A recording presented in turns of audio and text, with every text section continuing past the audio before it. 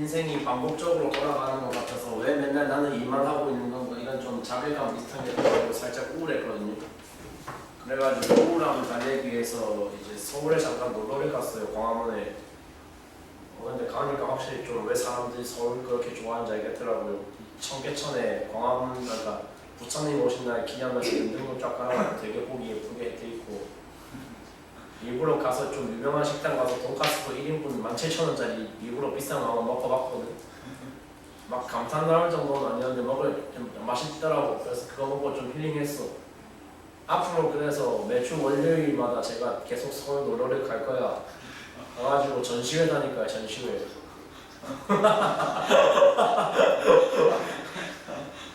내일 가시는 거예요? 어? 내일 무슨 전시하고?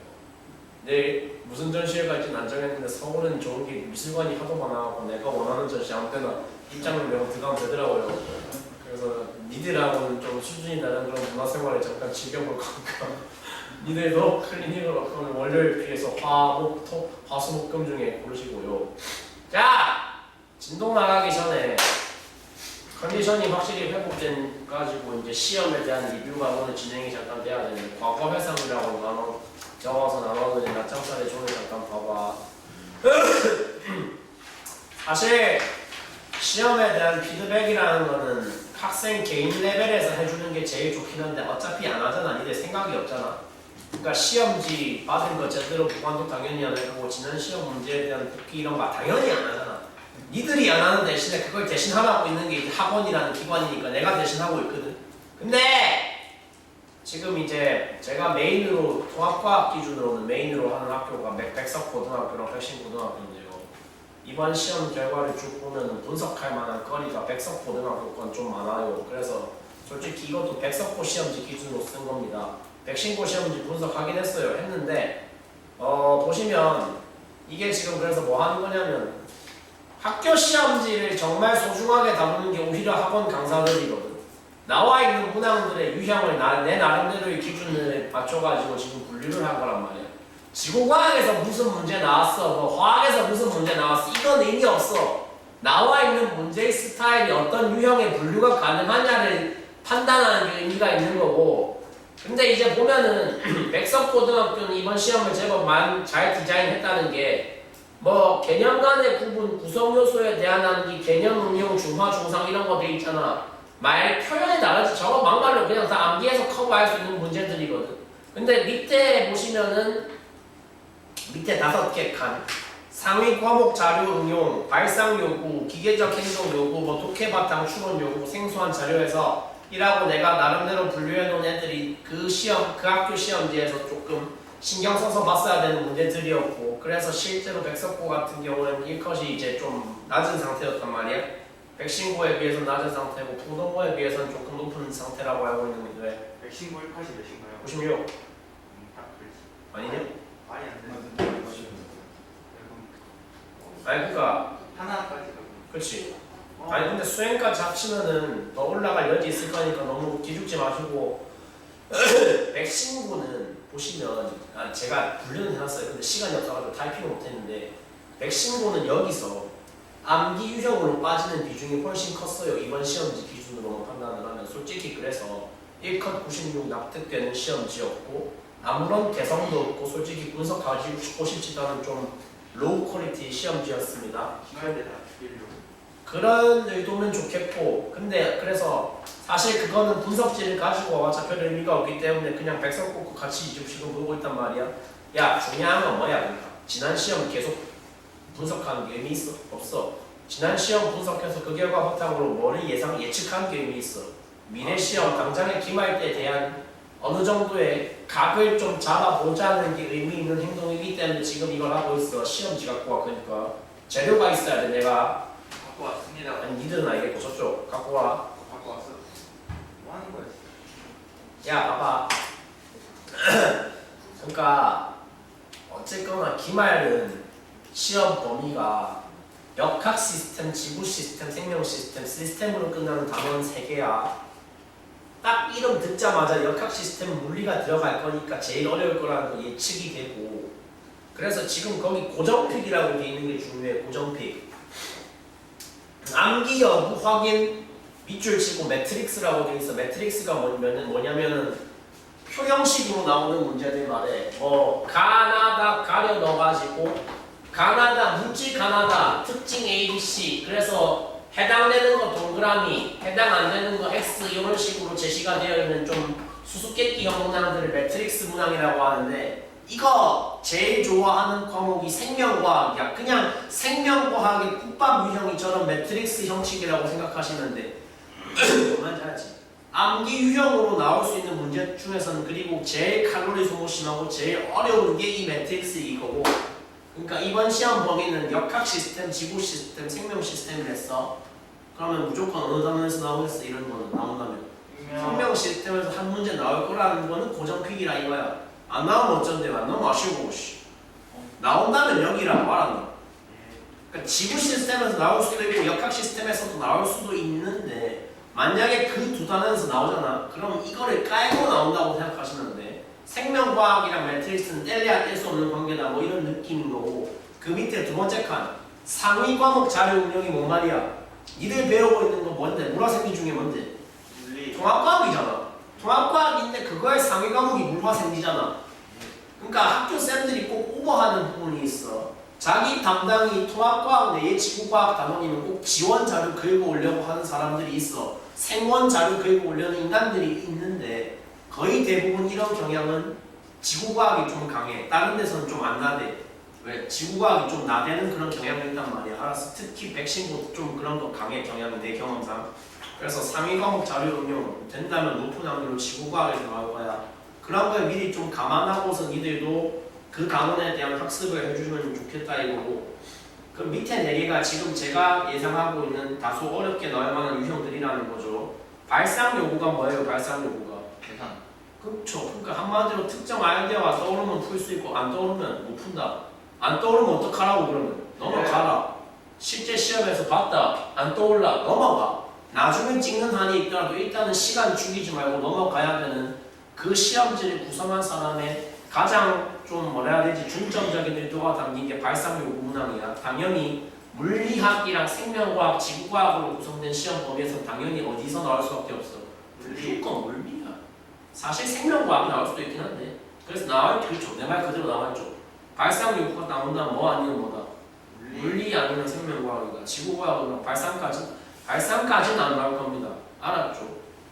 뭐 그래서 이 문서는 이들이 직접 읽으셔야 안 읽을 것 같으니까 지금 읽어주고 있는 거긴 한데 진짜 이제 의미 있는 분석 자료니까 잘 보셔야 되고 오늘은 물리 후반부 할 거야. 운동량 충격량 강의 일단 1차로 할 거고 그거 한 뒤에 쉬는 시간 가지고 2차 지구과학 시작할 건데 그래서 일단은 경우의 수 1 지구과학 이거는 뭐냐면 그러면 왼쪽 기준으로 총 20개, 24개에서 25개 정도 문항이 시험지에서 만들어진다고 하면 일단 우리가 지금 생명과학 진도 안 나갔잖아.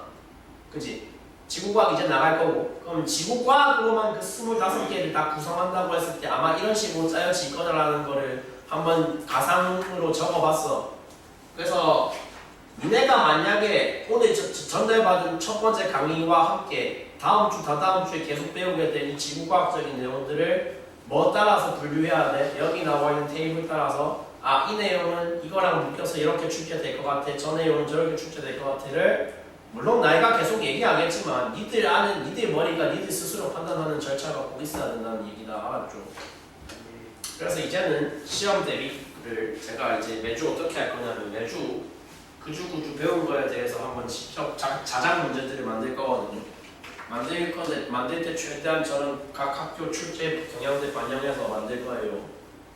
시중에서 구할 수 없는 퀄리티의 자료가 그래서 될 거고 막말로 1학기 중간 시험은 솔직히 니들보다 2학년들한테 신경 더 많이 쓴 거 맞습니다. 왜냐하면 물리학에서 역학 범위였기 때문에. 근데 이제 역학 끝났어요. 그래서 이제는 2학년 약간 유기하는 너무 2학년 살짝 소홀히 해도 되고 2학년보다 1학년한테 조금 더 집중하고자 하는 컨셉으로 시험 준비를 할 거다. 뭔 말인지 이해했지? 야, 이해했습니다. 자, 5페이지 펴봐야지. 그래서 물리학 좋아하세요. 5페이지.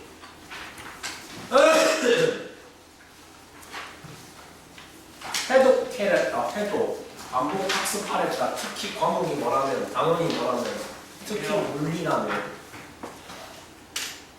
지난주에 들은 공식들 존나 도움 많이 되는 공식들 물론 지난주 컨디션이 내가 매우 힘들긴 했지만 그럼에도 불구하고 취업장에서 전달했던 공식들 기억한다 못한다?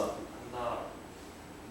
말고 야 기억한다 못하잖아 못하지 그러니까 이러면 안 된다고 그 지난주에 했던 공식들만 간단하게 복습창에서 한 번만 정리하고 시작할게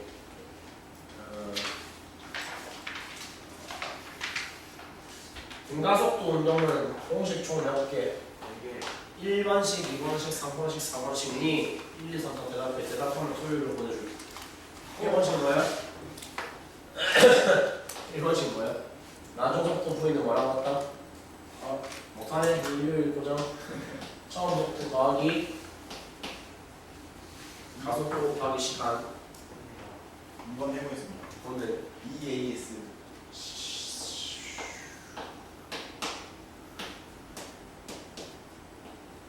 이현우 2번씩 등가속도 운동하고 있는 물체는 이동 거리가 뭐다? S 이퀄 뭐라고 한다?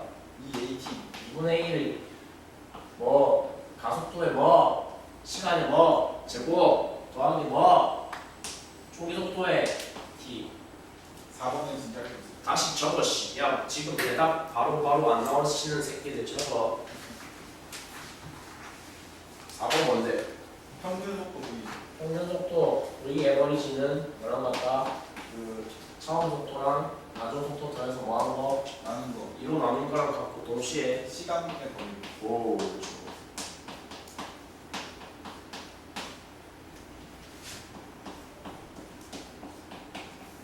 이게 일반 등가직 전체에 적용 가능한 수식들이었고 그 반면에 그것을 특정한 유형의 등가직 자유낙하 유형의 운동으로만 좀 한정 짓는다면 자유낙하 유형에서는 어떤 메리트를 누릴 수 있다.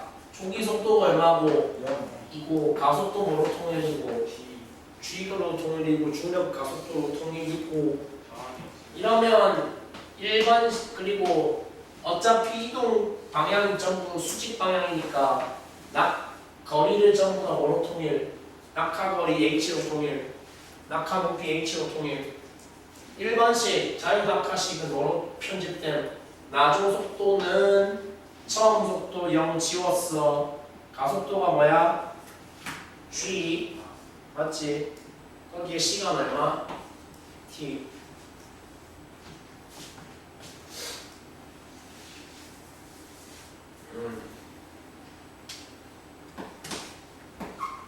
2번식 문자 S를 뭐로 전환? H로 전환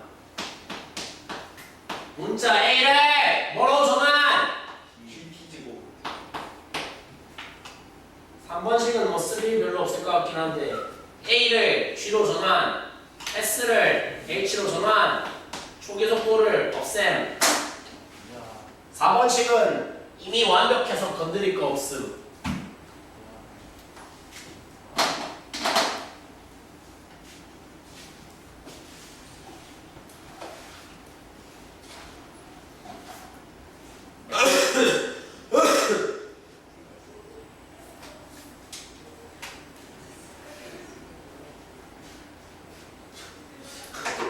어이가 없네 씨. 지난주에 대한 학습, 지난주에 대한 복습 여기서 마친 다음에 이제 5페이지에 있는 본론으로 들어가도록 합시다.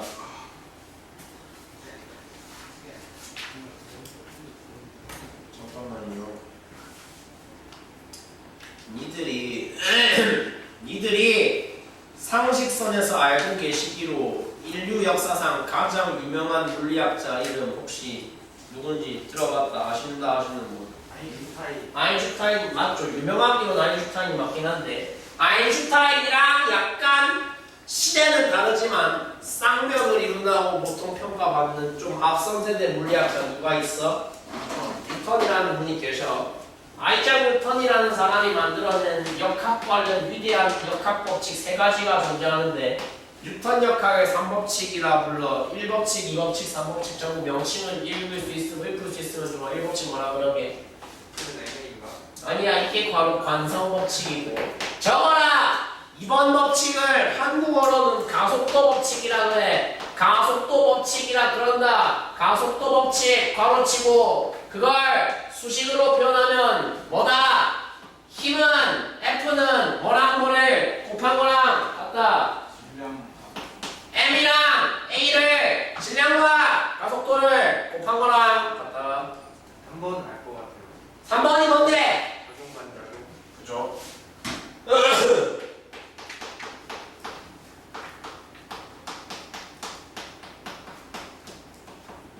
내 손바닥이 내 뺨을 때리면 똑같은 세기로 뺨도 내 손바닥을 뭐한다? 같은 세기로 때린다. 뭐? 네가 대신 맞을래?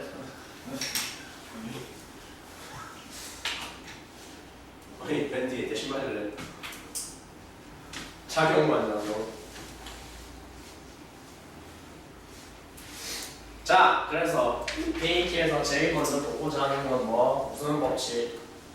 완성 법칙. 나와 있는 정의 그대로 일단 읽어보자. 물체가 뭘 유지하려는 성질? 현재의 운동 상태를 유지하고자 하는 성질인데 여기서 말하는 운동 상태는 교과서상의 기준으로는 크게 둘 중 하나를 가리킨다. 물체가 뭐 하고 있는 상태, 아니면 뭐 하고 있는 상태. 아예 뭐 하고 있는 그 자리에 딱 붙어서 안 움직이고 스탑해 있는 정지해 있는 상태를 가리키거나 아니면 운동을 하기는 하는데 무슨 운동을 하는 상태냐면 중속. 야! 그죠? 무슨 운동? 모두의 집에 서민 가정에 전부 한 대씩 깔려있는 무슨 워크 무빙 워크가 일으키는 무슨 운동? 등속 운동! 집에 무빙 워크 없는 사람 왜요? 서민이 아니고 극빈층. 그냥 있어. 오. 극빈층이 뭐냐나 저쪽은 미치겠네. 찢어지게 가난한지. 크다. 등속 운동.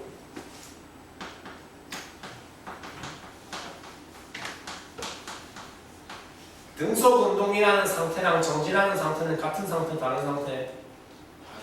다르지 당연히. 씨, 그게 말이라고 하냐? 말로 봐도 당연히 다르잖아. 근데 말이 아니라 국어적으로가 아니라 물리적으로 접근하면 물리적으로는 일정한 속력으로 움직이는 상태랑 완전히 안 움직이고 가만히 정지한 상태랑 물리적으로는 같은 거 다른 거? 같은 거. 물리적으로는 같은 거. 둘 다 동일하게 뭐가 0인 거? 동일하게 가속도가 뭐인 거? 0인 거.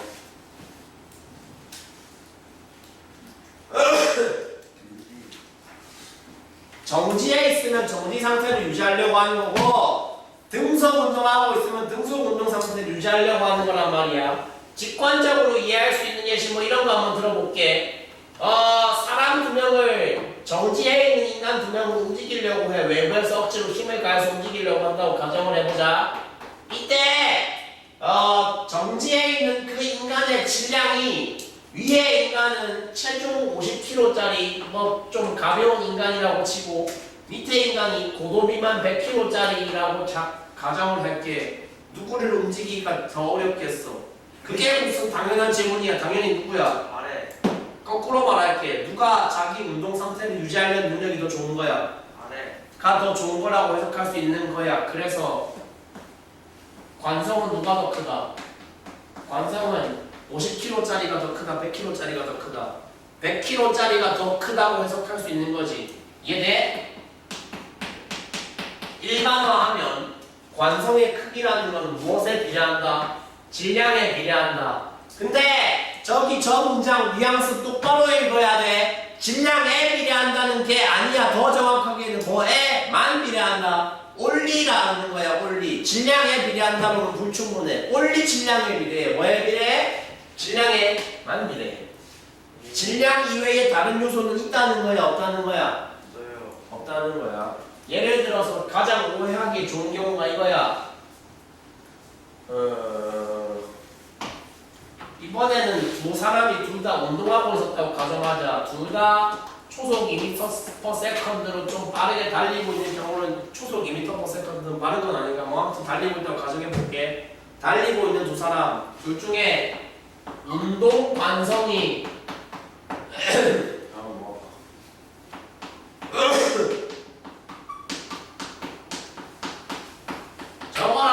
적어라 예제 적어라 운동 관성 더 큰 쪽 누구야? 50kg야 100kg야? 아, 네. 잠깐만 잘못 적었다. 이거 숫자를 바꿔야 돼. 운동 관성 더 큰 쪽 이렇게 할게. 밑에 위의 속도를 한 좀 빨리 존나 빨리 뛰고 있음. 여기 조금 천천히 뛰고 있음. 운동 관성 더 큰 쪽 다시 물어봅시다. 운동 관성 더 큰 쪽은 얘야 A야 B야 라고 물어보면 얘가 더 빠른데요. 어쩌라고 씨. 질량에 비례한다고 아니라고 질량에만 비례한다고 원은 관성은 속도는 내 알파 아닌 어쨌거나 질량이 누가 더 크니까 아, 네. 밑에 게 더 크니까 따라서 운동 관성이 누가 더 큰? 아, 네. 얘가 더 큰. 그렇게 해서 가는 거다. 알았나? 알았지? 아, 그래요? 과목의 성격이 사실상 암기 과목이니까 저 동그라미 2번에 나와 있는 내용들 다 외우다시피 하셔야 돼. 좋아. 그러면 관성이라는 거는 물체가 자기의 상태를 유지하려는 성질이라는 걸 지금 배웠고 그리고 그 값은 철저히 누구에만 비례한다는 것도 들었어. 질량에만 비례한다는 걸 지금 들었단 말이야. 그것까지 좋아. 그것까지 좋은데 거기서 그거에 부합하는 그 현상, 그 원리가 드러나 있는 일상 속의 사례는 그럼 무엇이 있는지를 이제 이해하면 제일 좋고 안 되면 외우기라도 해야 돼. 근데 첫 번째 장화 사례로 나와 있는 거 버스가 급발진 급정거했을 때 승객 몸이 확 기울어진 저런 행동들 되게 잘 보편적으로 일상적으로 잘 우리가 경험할 수 있는 사례들이잖아. 직관적으로 이해되니까 관성 맞아 아니야? 당연히 맞아. 맞지? 두 번째, 헐거워진 망치단을 고정시키는 거. 이렇게 끄트머리 부분에서 흔들흔들거리는 망치 머리를 어떻게 하는 거? 야! 흔들흔들거리는 걸 어떻게 하는 거? 쾅 찍어가지고 막대 자루하고 망치 머리를 서로 고정시키는 거 단단하게. 나머지 애들은 사실 그래서 읽으면 이해가 되는데 먼지털이로 이불 청소하는 게 왜 관성이 적용된 사례인지 이해가 안 되실 수 있거든. 저것만 간단하게 설명할게요. 이불이 있어요. 요새는 사실 건조기가 원체 잘 나오기 때문에 먼지털이를 직접 사용해야 되는 경우가 그렇게 많이 있진 않겠지만 언제나 가만히 있어요. 저렇게 생긴 먼지털이 막대를 갖다가 이불을 향해서 강하게 스매시를 날릴 건데 이불 위에 먼지 입자가 붙어있는 걸 내가 이렇게 빨간색 점으로 표현을 해보자는 거죠. 그러면 이 막대에 직접적으로 타격을 당한 놈은 이불이야 먼지야? 이불이야. 먼지는 직접 타격을 당하지 않았기 때문에 먼지털이로부터 받은 충격에 의해서 훅 밀리는 건 누구가 밀리면 된다는 거야? 이불이 이렇게 휙 뒤로 밀리면 된다는 거고 그러면 순간적으로 밀리지 않은 누구는 먼지들은 순간적으로 이불하고의 접촉이 어떤 상태가 된다? 잠깐 끊어진 상태가 된다. 뭐가 작용한 것이다 지금 이거? 먼지 입자에 먼지의 정지 관성이 뭐 한 거야? 작용을 한 거야. 순간적으로 그럼 저렇게 분리가 되고 나면 바로 허공에 떠 있는 먼지들이 어디에 노출되게 되니까 중력의 영향을 받아서 우르르 떨어지게 되니까 털기 전에 비해서는 이불이 조금 더 깔끔해질 수 있다. 뭐 그다지 와닿진 않지만 그런 원리라는 얘기입니다. 그럴듯해요. 네? 그럴듯해요. 난 안 그럴듯하고. 오케이 알겠고 그럼 그럴듯하시면 잘 됐고 그렇게 이해해 주시면 된다. 이게 뭐다? 관성이 현실에 적용되는 사례들이다. 통합과학 수준에서는 딱 요 정도 학습만 하면 돼. 더 볼 거 없음. 이 그림은 또 그다지 진지하게 볼 거 없음. 나중에 문제 나오면 그냥 풀면 되고요. 빠르게 넘어가도록 합시다. 알파벳 B 주제가 전환됐어요. 주제가 바뀌었어요. 지금 오늘부터 하게 돼. 역학의 메인 주제, 오늘의 메인 주제 무슨 양과 무슨 양과 중력량에 대해서 아주 재미있게 한번 물론 내 기준에 재미있지만 학습을 한번 해보도록 합시다. 뭐 아프다. 어이 지난주에 이 자리에 앉아 계셨던 분들은 눈 떠봐! 지난주에 앉아있던 인간 있었던 사람들 그 컨디션 안 좋은 와중에서도 꿋꿋하게 내가 얘기했던 여러 주제들 중에 분명히 이건 했을 거야. 세상에 존재하는 여러 가지 물리량들은 크게 쪼개보면 방향 구분을 할 수 있는 곳 있는 쪽과 할 수 없는 쪽으로 구분된다. 물리라는 과목은 물리라는 학문은 특성상 당연히 방향 구분 되는 걸 더 중요하게 여기겠어? 안 되는 걸 더 중요하게 여기겠어? 당연히 되는 걸 더 훨씬 더 중요하게 여길 거고. 구분을 시작하자. 제일 먼저 뭐라고 구분해야 돼? 방향 구분을 안 하는 길이가 뭐 있어? 그게 바로 뭐였어? 거리였어. 그래서 거리랑 대비되는 다른 말 똑같은 길인데 길이는 길인데 뭐에 대한 변동을 일으키지 아니하는 뭐에 대한 고려를 하는 방향에 대한 고려를 칼같이 하는 길이니까 그걸 우리는 뭐라고 부른다? 변위라고 부른다. 안정은 인간들은 다 머릿속에 다 기억져 있다는 거지. 기억되고 있다는 거지.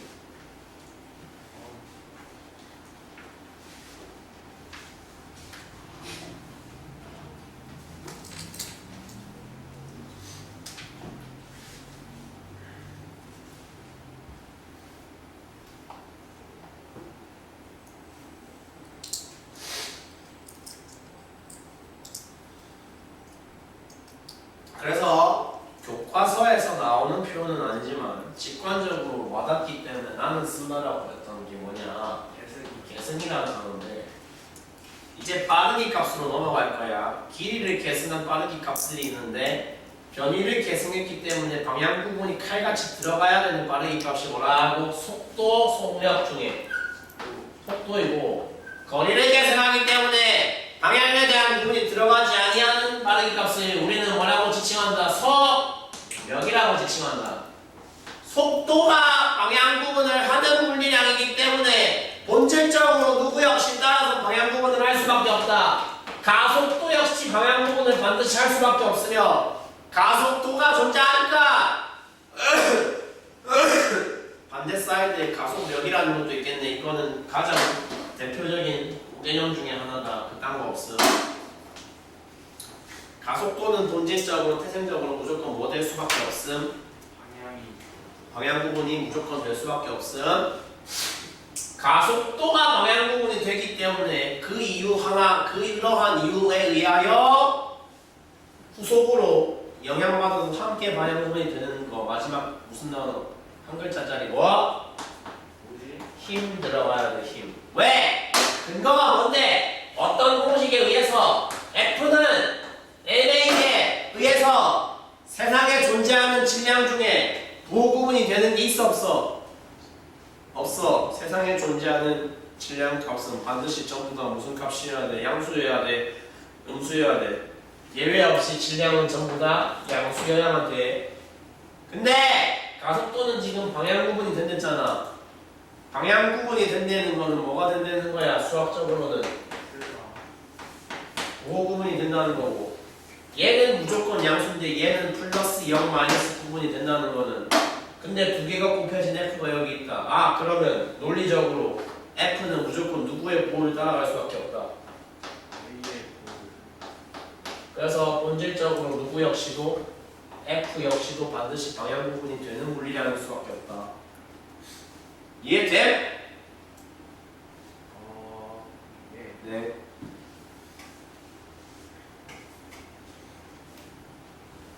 여기서 이 마당에 이제 이 와중에 오늘 3개의 수식을 추가로 여기서 알아가실 건데 3개면은 너무 많은 거 아니냐? 그다지 어렵지 않아. 아까 썼다시였던 지난주에 그 관계식들에 비해서는 훨씬 더 간결해. 생겨먹은 형태가 쫄지 말고 그러니까 듣기만 처음에 잘 듣고 가서 집에서 오늘 연습 문제만 같이 여러 개 풀고 나면은 다 어련히 암기하실 수 있을 거니까 쫄지 말고 잘 봐봐. 공식이 총 3개랬지. 3개 중에 2개는 이미 여기 적혀있어. 니들 종이에 적혀있으니까 따라가 적을 필요 없어. 처음 소개받으실 새로운 물리량 무슨 량? 운동량. 운동량이라는 것은 기호 뭐로 적는다? P로 적는다. P 이꼴 뭐랑 뭐의 곱으로 표현을 한다. 물체의 질량과 무엇의 속도의 곱으로 표현을 한다. P 이꼴 뭐 곱하기 뭐다? M 곱하기 V다.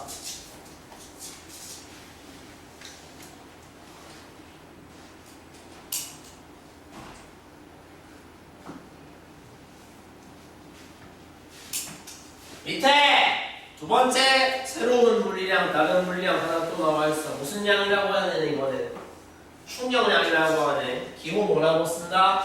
I라고 쓰는데 충격량 I는 무엇과 무엇의 곱이다?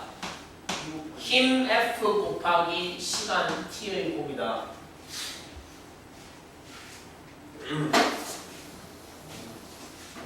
운동량이라는 게 뭔데? 충격량이라는 게 뭔데? 저 두 개의 본질에 대한 전달은 조금 이따 할게. 먼저 그거부터 따져볼 거야. 질량은 아까 말해서 무조건 부호가 구분이 된댔어 안 된댔어?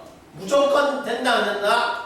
안 되고 무조건 부호가 양수로 고정했는데 근데 얘한비 얘가 뭐라고? 속도는 부호 구분이 되는데 뭘 안 돼? 속도잖아 속도. 속도는 되잖아. 뭐로 돼? 풀마 0으로 된다고. 논리적으로 운동량 P라는 물리량 지금 팩들이 나한테 오늘 처음 전달받았습니다만 처음 받는데도 불구하고 바로 성질 파악은 좀 될 것 같아요. 그래서 쟤는 뭐다? 쟤는 본질적으로 부호 구분이 될 수밖에 없다. 안 될 수밖에 없다. 무조건 된다. M은 양수인데 V가 양수, 음수, 0이 다 되니까 P도 뭐가 된다? 양수, 음수, 0으로 부호 구분이 다 되겠지. 그래서 속도가 방향 구분 되는 진영이 있기 때문에 줄기를 한 개 옆으로 더 치면은 누구도 무조건 방향 구분이 될 수밖에 없다. 운동량으로 방향 구분을 일으킬 수밖에 없다.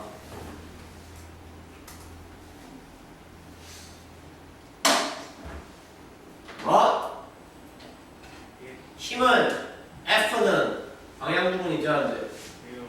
써놨네. F는 방향 구분이 돼. 옆에 있는 게 누구야? 누구 옆에 있는 게 누구야? 시간은 부호 구분이 방향 구분이 돼야 돼. 시간이 0이라는 건 시간이 순간적으로 뭐 한다는 소리야? 멈출 수 있다는 소리고 시간이 음수라는 건 타임머신 탔다는 소리야. 말이 안 되잖아. 둘 다 시간이라는 애도 무조건 값이 뭐일 수밖에 없어. 양수일 수밖에 없어. 저 말이 의미하는 게 뭔지 이해하실 거라고 생각해. 충격량도 I도 본질적으로 뭐일 수밖에 없어. 방향 구분이 반드시 된다 안 된다? 된다 안 된다? 될 수밖에 없다.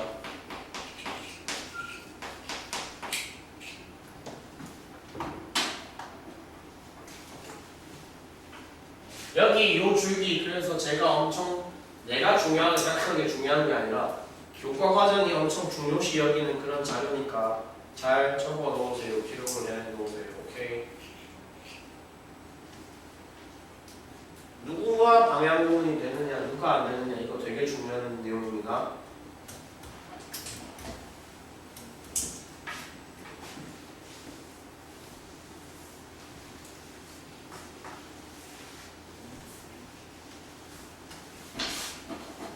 간결하게 정리해 볼게요. 오늘 나한테 새로 소개받아야 될 수식이 몇 개랬어?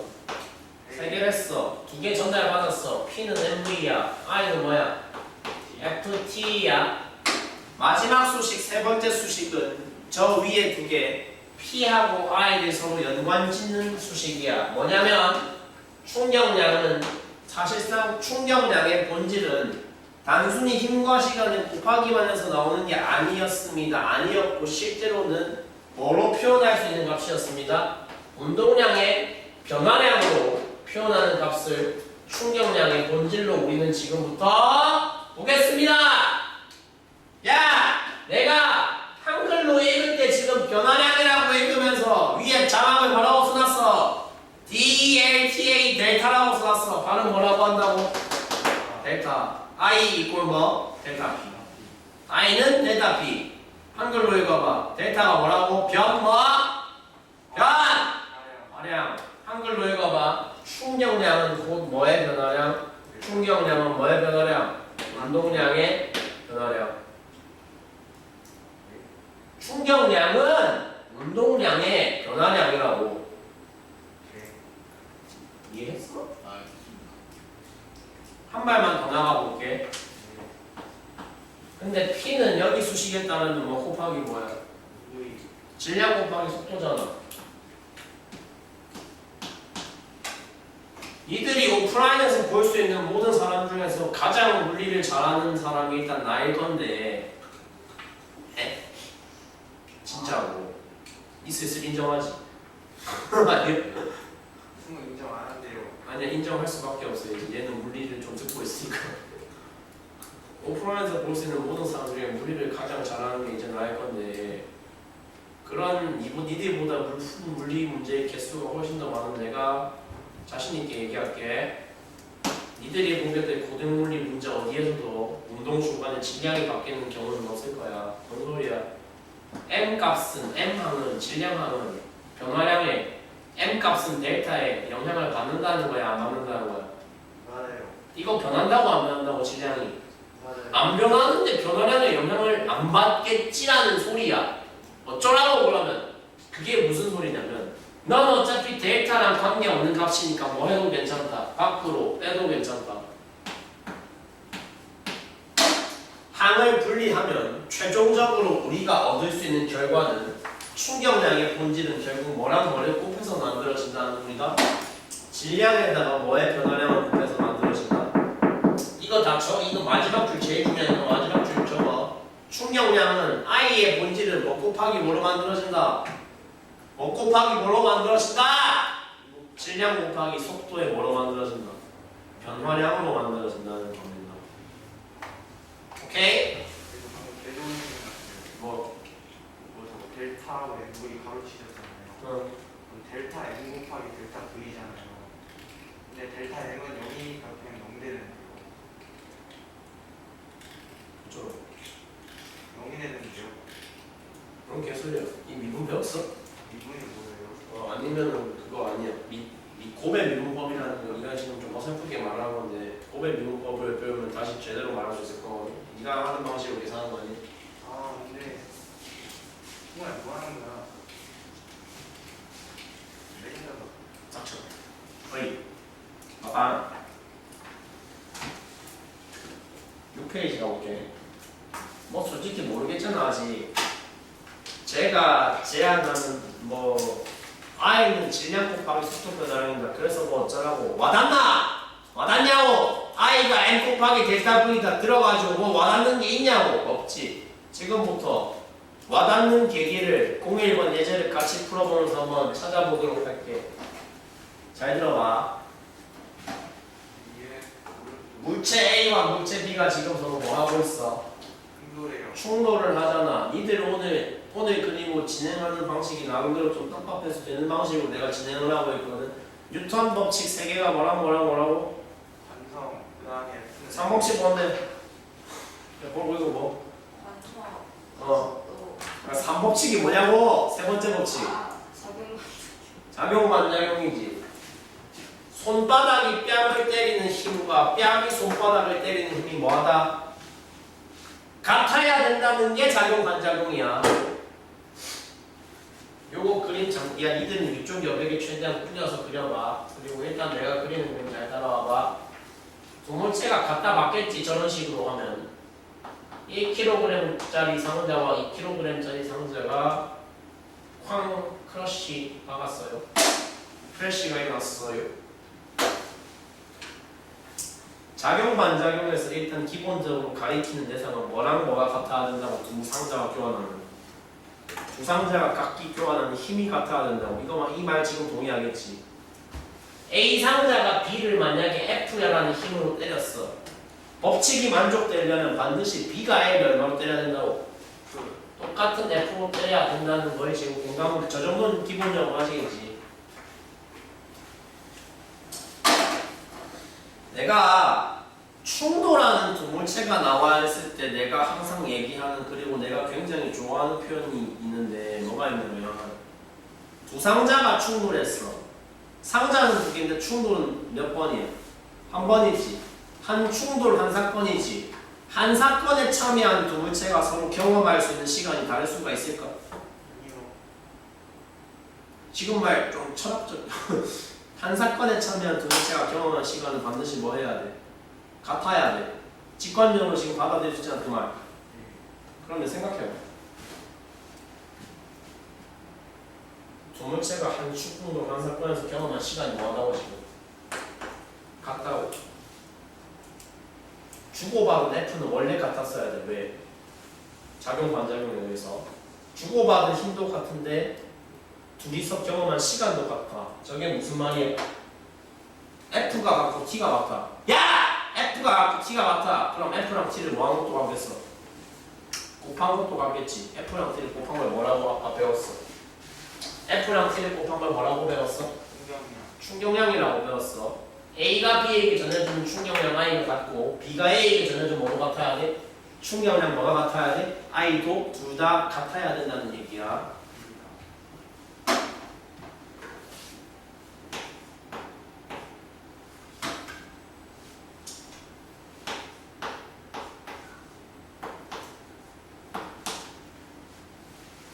본질로 돌아갑시다. I는 뭐 곱하기 뭘 했어요? 힘 곱하기 시간 물어보는 거 아니에요. 그거 말고 세 번째 관계식 좀 더 내가 자세하게 쭉 전개시켜줘가지고 결론 내줬잖아. 델타 B. 뭐 곱하기 뭐. 그러니까 I의 본질은 I 그 가장 근원적으로 쪼개면 무슨 뭐 곱하기 뭐? 질량 곱하기 델타 B. 속도 변화량이랬지. I는 M 곱하기 델타 V랬어. 근데 지금 니네는 결론 냈어. 충돌에 참여한 두 상자 A, B는 충격량이 같다고 다르다고. 같았지. 저 같다라는 단어, 같다라는 표현에 수학적으로 같은 의미를 가진 다른 표현이 뭐가 있게? 뭐와 뭐가 같다. X와 Y가 같다. 이거랑 똑같은 의미를 가진 좀 다른 형태의 표현이 뭐가 있게? 두 숫자의 비율이 몇 대 몇이다? 비율이 1대1이다라는 건 값이 같다는 건 사실상 똑같은 표현이잖아. 맞죠? 정리해볼게요 그럼. A하고 B는 지금 뭐가 같다? 충격량. 충격량이 같다. 표현을 바꾸자. 비율이 몇 대 몇이다? 비율이 1대1이야. 맞죠?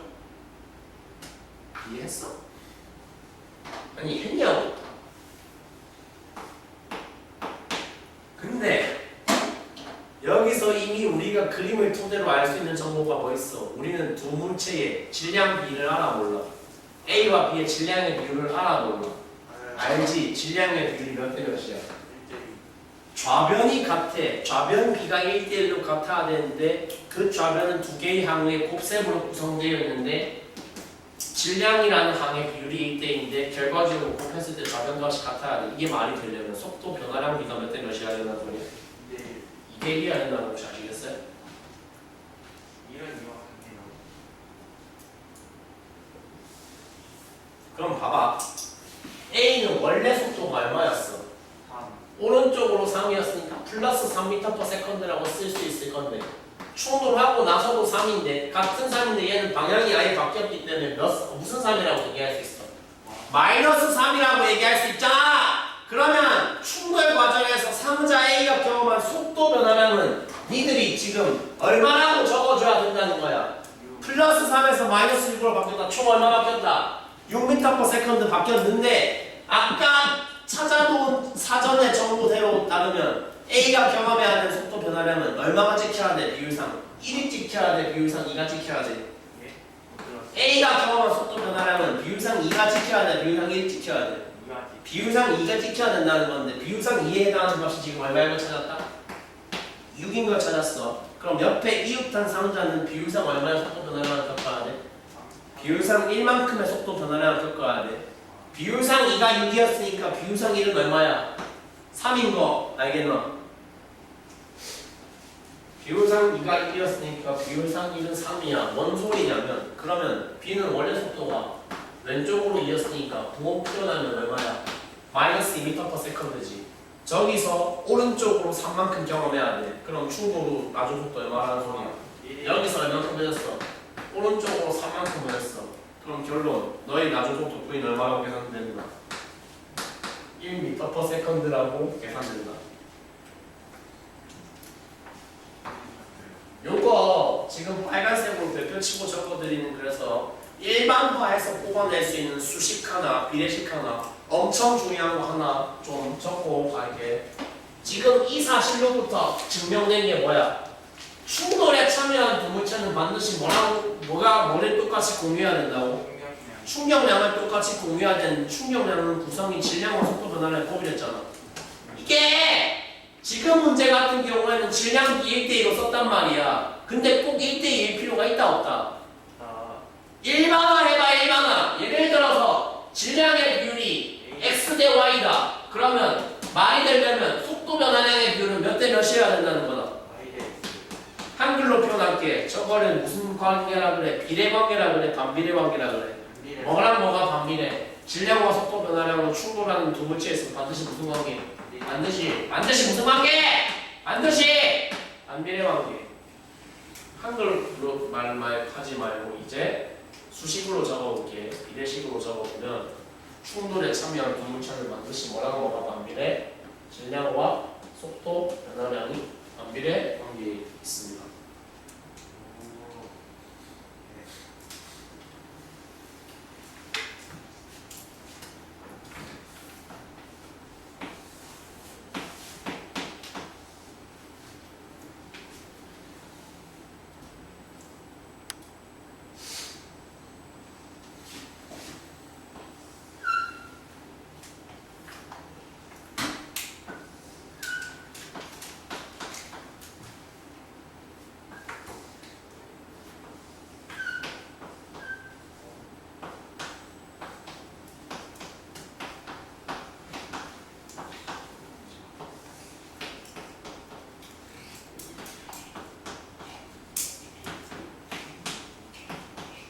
바로 예제를 한번 지금 즉흥적으로 머리에 떠오르는 숫자로 제가 지르고 있거든요. 구하시오. 뭘 구하시오? 그냥 직접 말하지 말고 지난해 자기 그 여백에다가 숫자만 써면 그러면 내가 확 돌아다니면서 확인할게. 충돌로 여기 충돌할 건데 2kg짜리 공의 충돌 구속도는 얼마입니까?를 바로 한번 구해보세요라고 니들한테 내가 미션을 줬어. 둘 다 충돌하고 방향 바뀐다고 지금 가정하고 있는데 충돌하고 나서 2kg짜리 공은 왼쪽으로 몇 m/s로 달려야 되는지 바로 계산해서 자기 여백에 써놔봐. 야, 그러니까 저런 형태의 연산에 좀 어느 정도 만약에 니들이 익숙해질 수 있다고 하면은 진짜 농담 아니고 제 아무리 어려운 숫자 배치라고 할지라도 뭐가 가능하십니다. 함산이 가능하다는 얘기입니다. 한번 밑에 예제 때는 솔직히 꼭 풀어야 될 만큼 꼭 풀 정도의 가치가 있는 애들 많이 없고 옆에 문제가 되게 좋거든. 06번 우리 또 맞죠? 06번 예제 한번 같이 풀어볼게요.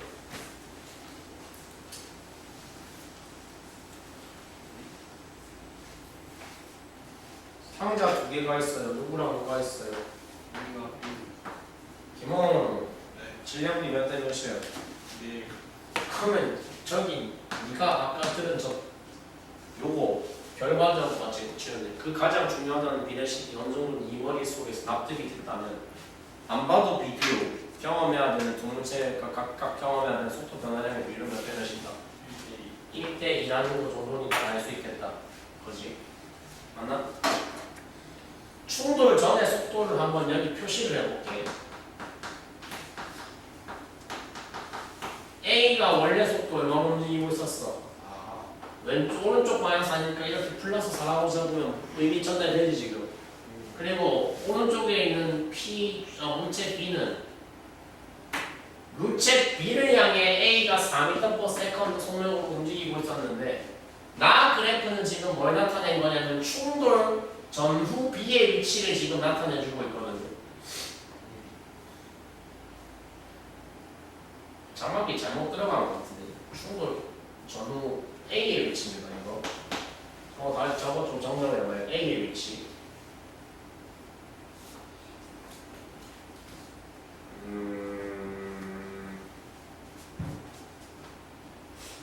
뭔가 그림이 살짝 이상하게 되어 있는데. 야, 잠깐만 취소. 이건 말고 딴 거 나중에 보자. 자막이 잘못 들어가 있다. 그거 말고 그냥 6번 말고 옆에 03번 예제 바로 해봐. 질량 4kg인 공이 어쩌고 저쩌고 되고.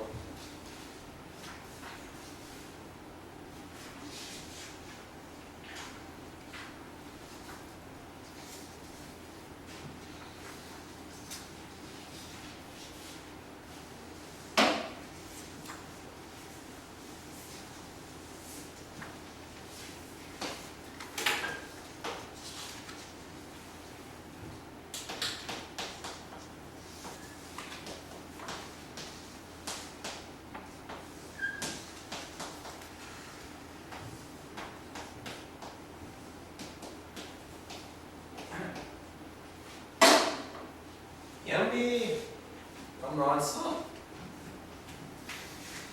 야! 질량비가 지금 두 개 공이 몇 대 몇인 건 바로 숫자가 직접 나와 있어. 4대 3이니까 그럼 아까 정리했던 그 도식에 따르면 두 물체가 각각 경험을 하셔야 되는 속도 변화량 비율 사이에 적을게. 질량비가 4대 3이니까 경험해야 되는 속도 변화량 비율은 몇 대 몇이야? 3대 4인 거 알겠지? 얘 원래 속도 0이었고 정지에 있었으니까. 근데 비율상 3짜리 속도가 그대로 숫자 얼마로 떠버렸어 지금 여기에. 그대로 3으로 뜬 거 알겠죠? A의 속도가 그러니까 왼쪽 궁의 속도가 얼만큼 감소했어요? 3만큼 감소했죠? 그럼 여기 속도는 그때 속도도 그대로 얼만큼 증가하면 돼요? 4만큼 증가하면 된다는 거예요. 오른쪽 궁의 나중 속도는 따라서 보장할 수 있습니다. 몇 미터 퍼 세컨드라고. 3m 퍼 세컨드가 된다고 보장할 수 있습니다.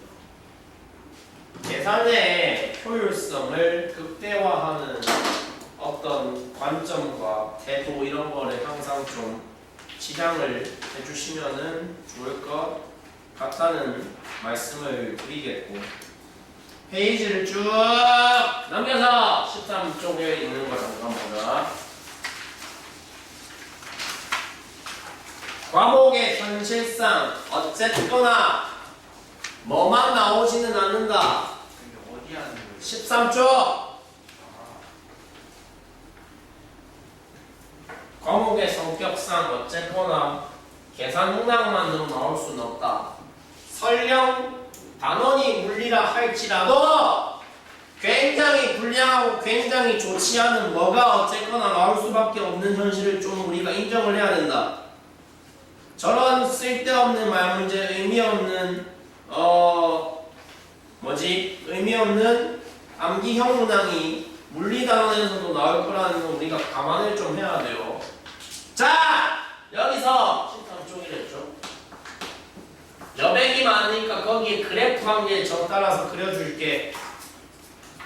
니네가 지난 시간에 나한테 전달받은 그래프 종류가 무려 좀 많았어. 몇 종류였어? 무려 3개였어. 6개요. 어? 4개였어요. 가지수만 따지면 3개가 맞아. 그러니까 하나하나 다 세면 6개인데 하나는 등속 유형으로 3개고 하나는 등가속 유형으로 3개였으니까 종류 따지면 3개잖아. 맞지? 뭐 그래프였냐면 지난주에 했던 게 거리 시간 그래프, 속력 시간 그래프, 가속도 시간 그래프였거든. 다루는 대상이 거리가 될 수 있고 속력이 될 수 있고 가속도가 될 수 있고 그때그때 달라요가 되지만 그럼에도 불구하고 가로축은 전부 다 하나로 통일되어 있었다. 가로축은 전부 뭐였다? 시간이었다. 지금도 마찬가지다. 이번에 오늘 보고자 하는 새로운 유형의 그래프는 힘시간 그래프, FT 그래프라고 부를 건데 가로축은 어쨌거나 뭐로 통일되어 있다는 거야? 이번에도 시간으로 통일되어 있다는 거야! 야!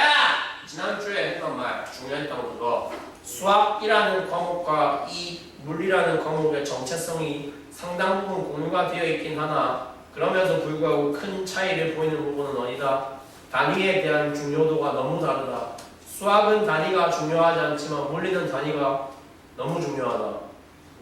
세로축이 힘이고 가로축이 t랬어. 가로축이 시간이랬어.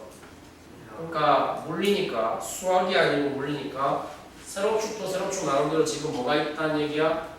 단위가 있다는 얘기고 가로축도 가로축 나름대로 단위가 있다는 얘기지. F의 단위가 뭔데? 힘의 단위가 뭔데? 킬로그램 미터 퍼 세컨드. 뉴턴이죠. 아, 시간의 단위가 뭐죠? 세컨드죠. 이건 뭐 기본 양에서 다 했던 거죠. 그러면 가로축의 단위, 세로축의 단위를 다 얻었다. 자, 여기서 그 생각 한번 해봅시다.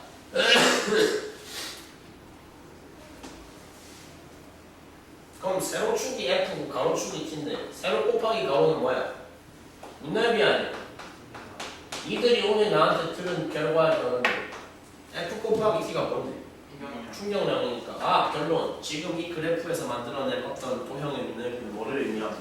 이경이랑 충격량을 의미함. 그러면 기울기는 달라요. 기울기는 안 따지고 뭐, 꽤 좋은 질문이신데 이 그래프에서는 기울기 의미 없어요. 그리고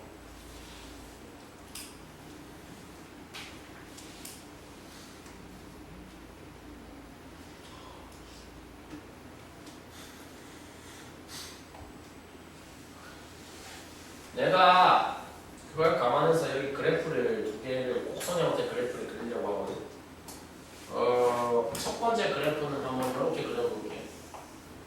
두 번째 그래프는 이렇게 그려볼 건데 두 개 그래프가 지금 딱 봐도 하나는 되게 오목하고 하나가 되게 펑퍼짐하거든요. 얘를 1번 그래프, 얘를 2번 그래프라고 봅시다. 1번이 발생시키는 그래프의 민넓이 값을 S1이라고 할 건데 민넓이 값은 같다고 설정을 할게. S1이랑 S2가 같다. 근데 니들이 방금 듣고 나한테 공유해 줄 수 있는, 공감해 줄 수 있는 부분이 뭐야? 저 그래프에서 민넓이가 뭘 의미한다?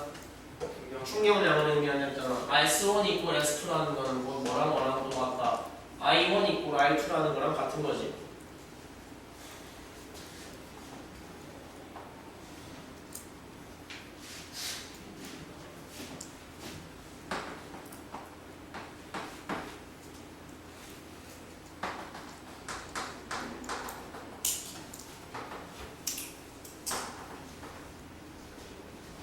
근데 충격량이라는 건 오늘 댓글이 나한테 들은 공식에 따른 뭐라고 할 공이지 또? 충돌과 힘과 시간의 곱이니까 1의 충격량은 F1, T1의 곱, 2의 충격량은 F2, T2의 곱 이렇게 일반화해서 표현할 수 있을 거란 말이에요. 근데 이미 그림에서 보고 있다시피 우리는 T1, T2 사이의 대소관계는 너무 잘 알고 있어. 누가 훨씬 길어? T2가 훨씬 길지. 곱해서 같아야 되는데 시간만 비교하면 어디가 훨씬 제일 크다고? 여기가 훨씬 큰 상태 아니야. 그럼 저 등식이 말이 되려면 뭐 F1과 F2 사이의 대소 비교를 했을 때 누가 더 커야 된다는 소리야? 얘가 더 커야 된다는 소리야. 저렇게 정의할 수 있는, 계산할 수 있는 힘을 그냥 힘이라고 안 부르고 물리학에서는 뭐라고 부르느냐면 저런 거를 평균힘이라고 불러. 평균힘.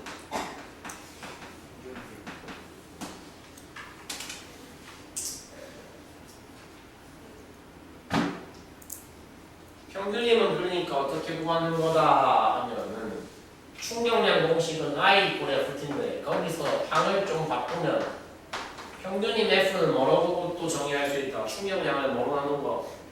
시간으로 나눈 걸 뭐라 그런다고? 평균힘이라 그래요.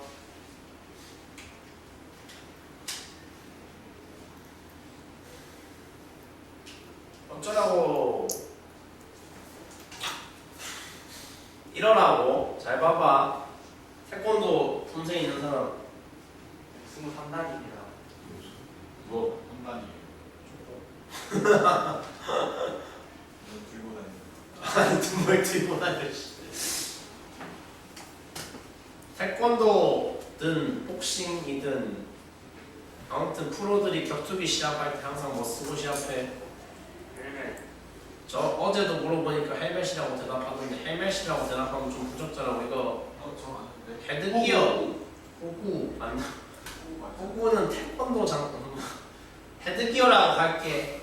헤드기어 왜 써야 되는데?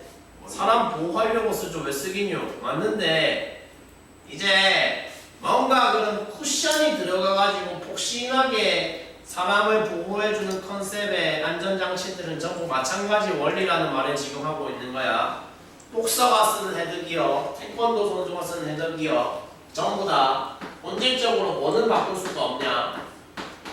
상대방의 주먹이 날라와서 나한테 가해주는 뭐 자체는 바꿀 수가 없냐면 아무리 좋은 헤드기어를 써봤자 그 주먹이 내 얼굴에 전해주는 충격량 자체를 바꿀 수는 없어. I 값은 바꿀 수가 없다고. 헤드기어를 아무리 푹신한 걸 써봤자. 근데 생각을 해봐. 사람 안전 관점에서, 안전의 관점에서 내 이마에, 그러니까 내 얼굴에 그 주먹을 통한 충격이 지금 전해질 거 아니야. 내 얼굴에 타격할 때 뭐를 최대한 줄여야지 그나마 내 안전이 조금이라도 확보될 수 있겠어. 힘을 주려고. 그치? 나한테 크게 다가오면 내가 위험해지는 건 이거 아니야. 좌변은 바꿀 수 없는데 내 목적은 어쨌거나 뭘 줄이는 게 목적이라고. 얘를 떨어뜨리는 게 목적인데 좌변이 고정값이다. 그러면 손 놓고 있을 겁니까? 아니라는 거예요. 간접적으로 수학적으로 접근해봤을 때 어떤 수단이 있다. 좌변이 고정인데 이걸 떨어뜨리는 게 목표야. 아 그러면 간접적으로 뭘 확 늘려보자. 충돌. 그래서 한글로 정리하면 이거야. 안전장치의 컨셉은 전부 어떻게 작동된다, 어떻게 발현된다. 안전장치 이꼴 힘을 직접 줄이는 대신에 뭐를 쭉 늘리게 된다. 충돌에 발생하는 물체와 물체 사이의 충돌에 발생하는 충돌 시간을 최대한 뭐하는 거 늘림으로써 뭘 할 수 있다? 사람의 안전을 도모할 수 있다.